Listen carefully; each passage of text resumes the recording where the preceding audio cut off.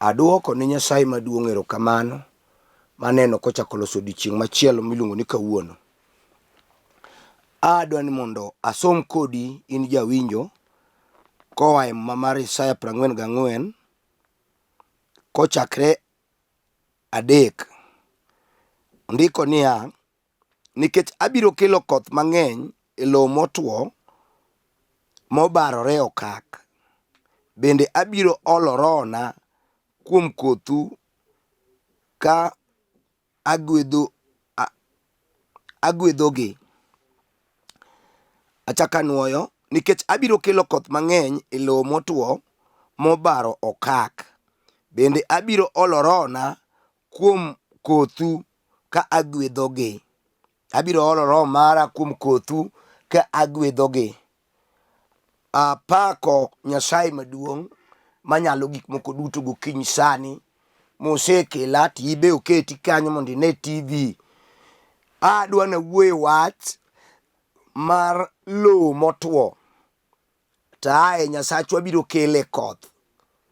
Tae obiro gwedho nyithindwa kooro kuomgi roho mare. Adwa na mak wechego matin mondo wadhi kodi kik ilal, to kata abe kik alali.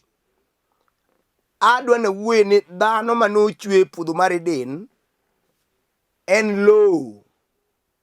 Kendo Adam tiende ni lowo gi dho Jo-Ibrania. To lowo thothne onyalo bedo lowo mamiyo ma kopidhie cham to dongo, kendo weg lowo mopurego nyalo geno ni chieng' moro dipo ka cham moro wuok e ji ochamo ka kech ogole gego. Puodho achielni nyalo kelo kata mana lum ma dhok cham ka in japith, to kata mana yien machalo kwato gi kudho mag pedo nyalo tie lowo mamiyo madiegi ma e dala gi rombe cham. Mang'iso ni kara ngimawa mar dhano e dende kamowuotheni chal gi lowo. Nitie kinde ma ibende ndhathi mar lowo ma dendi no nyalo lal midong' kionge kode, miyud ka koro nyingi mane ber, mane ji wuoro kendo mane ji pako kapod ia piny, nibed samoro ng'ama lich miwuoro koluwore gi riekoni mane iriego e sikul. Thoth joma ne lawi ne ok yudie namba. Namba ni ne en machiel, 2 nikia. Idhi kamano kipamo ni kinde loro, kendo kiepo to nyithindo be ong'eyi maler ni ng'ama riek. Kata kel kwano ni kalo, ji ne neno ngimani mabiro ka ngima maduong'. Ji ne neno daktari kuomi, ne neno nyaka tije mag okil, ne neno uloya kuomi, ne neni ka gir geno mar dala mapo ka chieng' moro dipo kogolo ji e chong' kod kech gi dera, ni ne neni be idongo king'e mano. In lowo manochwe maniloso kia piny kiteri e sikul, kirwako ni lewni, idongo ka gik miluongo ni kong'o, njaga kod ndawa gi chode chunyi noae, kendo niwacho ni kata ibedo ng'ama duong' onge chieng' mani madhie gigo. Kaka nineno ka gigo goji piny, jomath mane madho kong'o nineno kaka chwadre mitaro madonje pi, kore kidonjo kuno kigologi ka dendgi otimo mapipa, ma nochido chunyi kia piny. Jondawa, ibe ka nineno gi nineno ka gima gitimo norach. Adie ndawa usiko ma kata piny oseimre saa 4 mar otieno tiwinjo ka jandako ni riyo loya mowuog modhi odwar kende. Kaka ne gisandre gi kaka lepgi ne ndawa tucho, nojogi miwacho ni kata ibedo ng'ama duong' ok ibi timo mano. To kata ma jonjaga madala wing'eyo mane madho njaga momiyo ndaga oloko wigi, mamoko bolokre urni be ing'eyo joneko magino wilo pachgi kia piny. Kane pod pachi ler, ni ng'ado kauli kiwacho ni kata dongo mabedo maduong' ok nane apenji dongi neno kane in lowo mamiyo, lowo mane inyalo pidhie gimoro manyagi, ni neno hera kuomi kendo chunyi ne ler, kata meru monyuoli ne wacho ni kuom nyithindagi nyathi manigi manyalo kwa gimoro mamiyi en mana onyango ni, ibe ning'eyo ni chunyi to ler. Ji ne neno geno ni nyalo bet dalau kama ming'i ute madalau mikoni jowadwa weura weya asomo katieko university, adhi bedo daktari, adhi bedo engineer, adhi bedo lawyer, adhi bedo pharmacist, adhi bedo ng'ama tiyo tije mabeyo, japuonj. Gik mane ipango ne beyo, ni miyo kabisa kaka lowo manoa e lowo piny kama Nyasaye nogole Adam ni ber to kaka wuoth bor gigigo mane ipango, kaka chieng' moro kibedo nyako maduong' ma pache ler, ibiro yudo dichuo malong'o manigi mitoka mag V8 gi TX, mtokni mag Lexus, ni leko lek mabeyo mera, ne in kod lowo momeu, lowo manigi ndhadhu, lowo miuketie mbolea gi Nyasaye, pachi ler, ni dhi dongi neno ka lek go to dhi kodi mang'eny. Ichako neno lweny ka kori duong', ka gik mani leko te, gik mane nie dendi, mane nie pachi mabeyo go ochako kere. To ere go kiwacho dongi neno ka gino tami bedo daktari, iduogi uso dhok e chwe kul mano weni emitieko kimadho go kong'o. Ere daktari apenji dongi neno ka koro in dala riek to ni rieko kadagi, to kine ka koro ilaro gi chi owadu gik mane owadu oweyo ne kotho. Ere engineer dongi neno ka gino kawi ondikie muma masomo ni lowo osetwo, gimotwo onge pi e iye, gimotwo kata ipidh cham ok ti awachoni, onge geno, tuono tiende no onge geno, onge go, nolal te, olal. Dongi neno ka injini orumo, oduoki e lupo, in tich ni en mana lupo e dho nam, lekni olal, itimo tich mane ok ipar, ma bende ok rach nikech kelo pesa, mak mana ni ok en lekni. Dongi neno kitwo ma kata oket wach e dala nonego wuoye, to in kari kala kala, wach mar advice ma in go onge. Kong'o mane iwacho ni ok di madhi, kineno kaka kong'o rundo yowuoyi e gweng', nyaka yowuoyi mosomo, kong'o kia digri gi diploma, omako ineno ne litni kabisa, ato in tindi timo ang'o? Donge rimadho kwete, donge madho konge mibiyo ne dendi kako timo kwato, donge neno ka gik mane iwacho ni ok inyal timo idokie te, ato kikwer, donge sani metho, donge madho bua mane rachni mogik, eto etindi timo ang'o? Ndawa madho paket adi odiochieng', donge ariyo kata adek, gik mane ikwero oduogo kuomi te, idong' ni yawo lokoni ni an jowadwa nyuolo runda, kanyo onge rundu moro, jachien noneni mabor moneno nyako no kapango kaka ibiro kende maber, ma chieng' moro idhi arus moro, ineno kaka ipango renge, imiel gi law marochere, medo rwako gik mabeyo makwar gi marateng', igombo ne jowadwa, an be ma ema dhi timore. Ang'e ni Nyasaye dhi miya dichuo maber, adhi dak go gi kwe, onge nobare.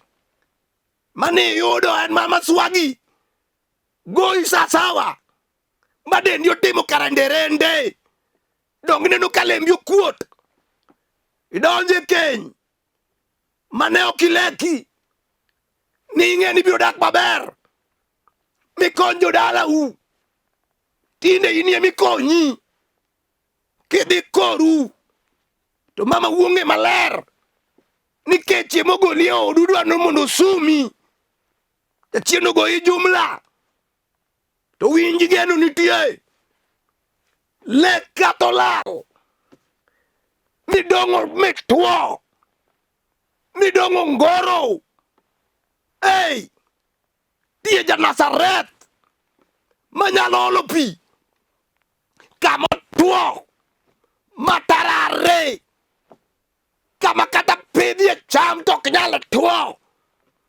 kama king'iyo to onge geno. Nyasaye mawuoyo kuome, wuon koth, ndike muma ni ok obi modogi ka ok otimo gimokele.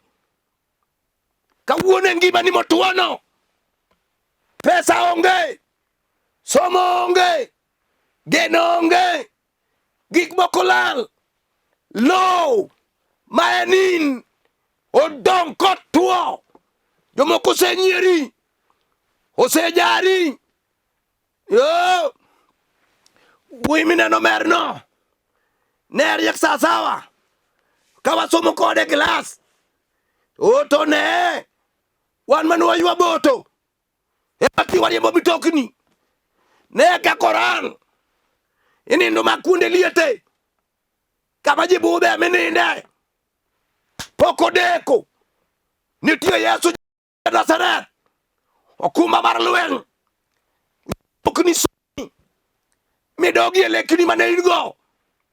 Aseneno mama moro e piny Nairobi ka, manowe klas 6, to noriek ka jochiende mag dhier omako dalagi, onge nyathi mane kala 6, mama ni nogike klas 6, to bang'e nikech chandruok nodhi tedo ni wuoyi mabe oyie dak gi nyako machal kamano, odak monyuolo nyoda 6, to bang'e noduoge pache, owinjo warruok manoyalne ni nyalo duoko gik molal, nyalo olo pi e lowo motwo. Bang' wuotho gi warruok, pache noyawre, moyudo adiera ni duto te nyalre kuom Nyasaye. Nokawo atua, odhi e Gumbaru, osomo motieko klas 8, otimo form 1 e Gumbaru kanyo, motieko form 4, oyudo D+, ochako nuoyo, oyudo C+, ok odhi e university, odhi somo nursing. Sama wuoye kodini, en nas maduong' matama 100,000 gi wiye, karang'o ma ok nyalore, lek kata oserumo, Jehova nyalo chako kele mochop kare, duong' kod pak e loch gi teko odog ni Yesu ja Nazareth. Winji, lek ok tho, in yemitho, duogane, kata ni neno ni setwo kabisa, ma king'i to onge gima ber manyalo wuok, Jehova nyalo goli e chandruok misekale. Mama chandruok misekale duong', nyamera chandruok misekale duong', ywak okinyi to ywak odhiambo, otieno be ywak, onge duoko, onge. Kaka imedo chandri, kaka osiepe medo ringi, kaka imedo chandri he kaka nyaka jomonyuoli ge ich achiel noseringi. Nitie ng'at achiel Simba ma dhod Juda nyakwar Jesse ndike mo manie ne pi ngima en no kende ema koole pi koole lowo motwo inyalo chiel kendo. Batimeo kamuforomo e piny Jeriko adiera joma kale nene ka ng'amo kwamo, joma kale kajare wacho ni maonge kwa isekwecha ming'a waol. Jomoko ne nyalo bolo gima yudo. To winji Yesu ja Nazareth kakalo Jeriko gi uma maduong' kod teko mar jomoyie okalo koting'o teko mar polo, oting'o warruok, oting'o nyalo, oting'o teko mar roho, oting'o kiondko mar polo, oting'o chuny mabuok ma jochien luoro, oting'o teku mar simba, oting'o nyalo mar chang, oting'o hono mar Nyasaye lwete. Ajabu ja Nazareth okalo Jeriko kanyo ka jalcha Batimeo osedong' motwo, geno onge, yie onge, okone ka chieng' moro dochako nen. Noneno mokwongo to wang'e osetha ming'a, onge geno, osethago ji ya kutosha. Manyuola mare mane kele ga Jeriko kwecho be chal manose jwang'e, odong' kende. Sama odong' kende no owinjo kilando ka piny wuo matek ni nyakwa Daudi jal manokor gi Isaya nobiro koa piny Bosra ka lepe otimo remo. Jalno okor Mika ni Bethlehem ok ithin ngang', kuomi kanyo ema ruoth nowuogie manorit piny mangima kod kwe. Okore gi Jeremia, aneno bad yath maloth ma nyakwar Jesse.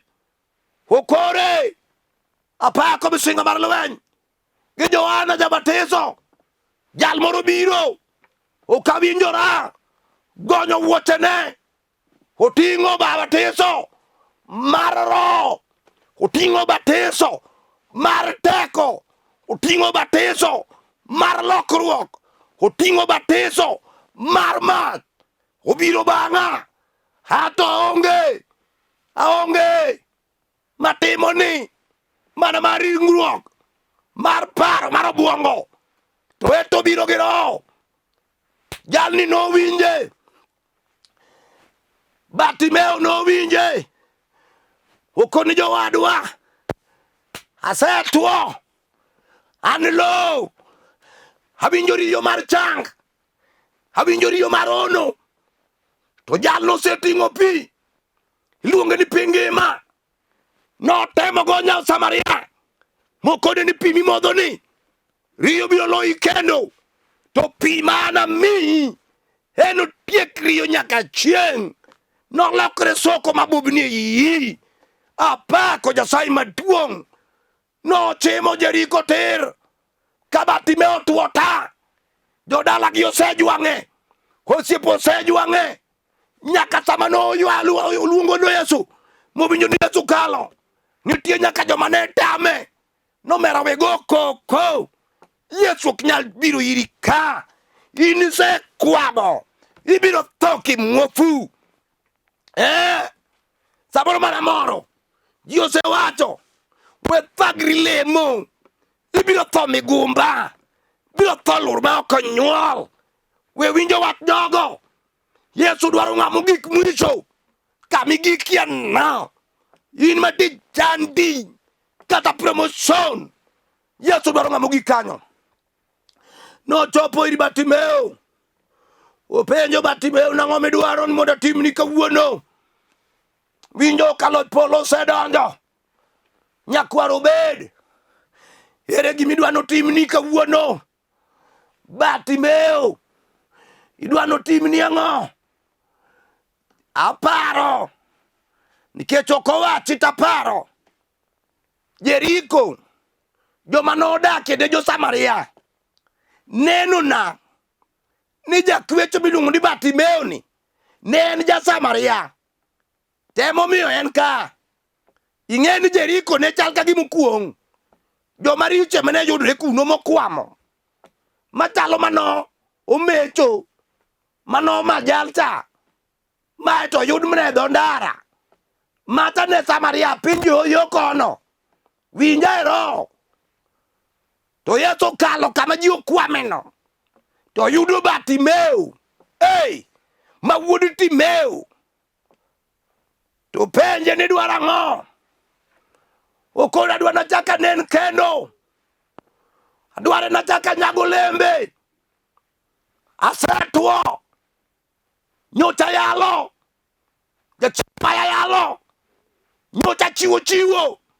Jachino maya chiwo. Nyocha japuonj. Puonjo sebi. Nyocha jakinda. Mar lemo. Mago seweya. Adong ni weche. Ma okonya. Adong katwo. Yesu ja Nazareth. Nowacho ne. Ni gimidwaro timre ni. Inen.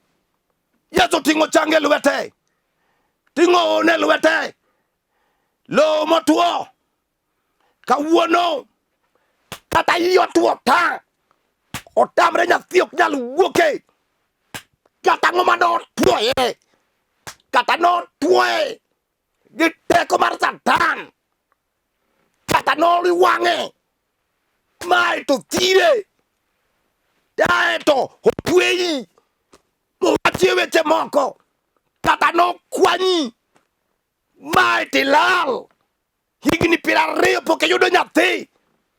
Nitie Yesu magonya. Ndiki Isaya.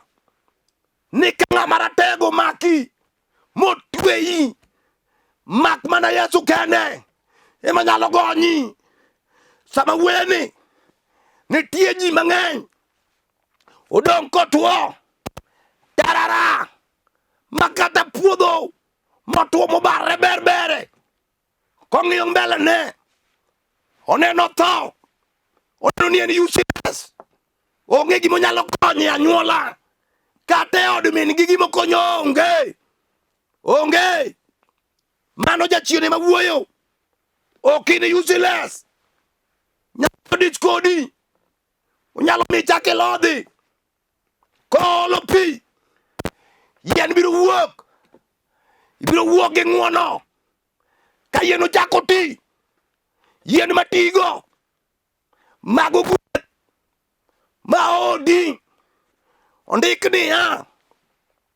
Biro olo roho. Kuom nyithindi. Ibiro gwedhogi. Tiende niya. Samoro. Niseneno ka nyithindi okwamo. Geno onge. Nyasaye wacho niya. Obiro olo roho. Nyithindi biro gwedhi. Manyocha ok nyal somo. Biro somo. Biro gero udi mag mereba. Biro bedo gi pesa. We ywak. Lweny weni simba. Weni Yesu ja Nazareth. Sibuor no. Kokuombo maber. Chieng' no. Polo yiengni. Koth biro chwe lo. Biro chwe kuomi. Biro neno nyalo. Kod teko maduong'. Ka gik manyocha ok nyal tie puodho no. E lo. Tiende ni wuon. Na wacho ni e lo. Nikech ochwewa koa e lo. Biro neno gik moko kati. Biro neno ng'uono maduong'. Nyikwedo go. Biro dak e ot ma ok ni leko. Kata ni leko ni biro bet nadi. Nyasaye duoko giki ma jachien osekwalo. Biro duoko gik ma jachien oseringo go. Oseringo gi luor. Oseringo gi ng'uono. Oseringo gi nying maber. Oduoko kawuono. oseringo gi ngima, tuoche mokelo kama aeto ma kiani presa, okelo tuo sukari, okelo kawuono wago. Yesu kelo ngima, puodho pi oseromo, lowo pi oseromo, gik mabeyo dwa ti kanyo. Ayie kuom Yesu ja Nazareth biro neno teko mar ruoth mar polo. Eri badi kama adwa lamo ni koth ma Yesu dhi kelo e lowo motimo tarare. Lamo ni odi mondo jovoro ogwedh jogi oting' malo, kata lweti kichimo TV tir. Awinjo ka miwafu gi teko polo oseuma. Dwa nalam ni Nyasaye sani gokinyi e nying Yesu Kristo ja Nazareth. Nyasaye riebadi kuom mamano, riebadi kuom dichuogno, riebadi kuom wadwano, riebadi kuom nyakono, kuom nyathino riebadi. Nying Yesu ja Nazareth. Nyasaye owacho malong'o ni watwota ma watimo kak, onge gima wuok kuomwa, ibiro kelo koth. Ang'eyi wuon koth, kamigoyo kudong' nono. Bang' ndalo matin yien osechako ti. Jogo wachiwre kawuono, kodhi mar polo mar ng'wono mar hawi olwar kuomwa, olwar kuom mamano, mondo gik mabeyo ochak ti e ngimane, oti e ode, oti kuom nyithinde, oti kama otiye, oti e ohandeno, oti e dalane, oti e landi, ute mogero, joma tamre chulo, iye ochak chulo. Jalweny kodhi duong', apako Nyasaye maduong', itimo gik madongo ma ok nyalre kuom dhano. Loki ngima jogo, gibedie jomogen, kata ji oseyanyogi, gibedie jomogen Nyasaye. Alamo ni minoda, maslin wasiali, Maroche kanie piny rambugu kanyo, kanyakala jigo, apako misinga mar lweny, parna mos, mawuodo dera, kanie piny Kiria kod chiege manyamalo, parna Bishop Gembo Paul, parna nyakwara Roto Ndaga, parna Nyasaye maduong', iparna Sila Makupa, iparna ichung'e ni jotich Nyasaye, Collins Odero gi Collins Obul. Ruoth erokamano nikech isetimo, kitimo gik madongo, to yie ni en adiera. Kiparo na Nyasembo wera kanie piny Kibira kod Osao madichuo gi chiege manya Ugenya, chung' kodgi e lweny. Alamo ruoth kan gi yie ni setimo e nying Yesu Kristo Ruodhwa. Amen. Nyinga gin Bishop Samuel Maroche. An wuod Asembo Kanyakala. Kilora jigo dhi skul Rambugu. Penj dalana ibiro keli kanyo. Ang'ambo war. Kendo sani tayalo wache pi Nairobi e kanisa miluongo ni The Finished Work at Calvary. En ti Olympic, Kibera Olympic. Kibiro kanyo, go na namba ni, tabiro yudi takawi takeli kanisa. 07 400 87 57 5. Anuoyo. 07 400 87 57 5. Kigo namba no tiyuda kisechopo Kibera. Kata in gi wach moro midwani mondo akonyi e lamo, gochi tabiro yudi. E nying Yesu Kristo. Shalom, shalom, shalom.